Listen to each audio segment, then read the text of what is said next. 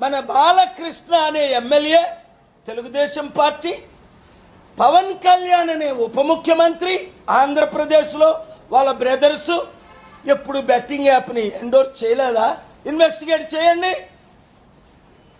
ఎవరైనా బీజేపీతో ఉంటే సెలెక్టివ్గా వారిని వదిలేస్తారా?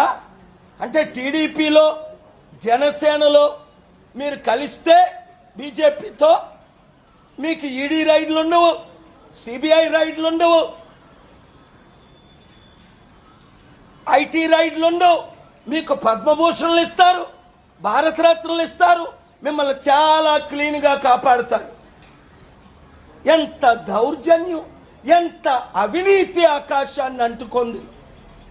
మన బాలకృష్ణ అనే ఎమ్మెల్యే తెలుగుదేశం పార్టీ, పవన్ కళ్యాణ్ అనే ఉప ముఖ్యమంత్రి ఆంధ్రప్రదేశ్లో వాళ్ళ బ్రదర్స్ ఎప్పుడు బెట్టింగ్ యాప్ని ఎండోర్స్ చేయలేదా?